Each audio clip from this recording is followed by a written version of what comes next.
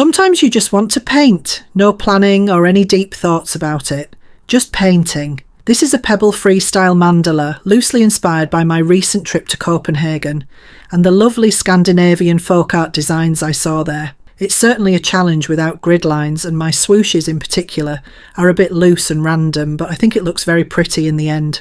I picked a palette with blue-green shades of pink and purple and gold highlights. Again, I didn't plan. I just picked up the colours I felt I wanted to paint with out of my stash.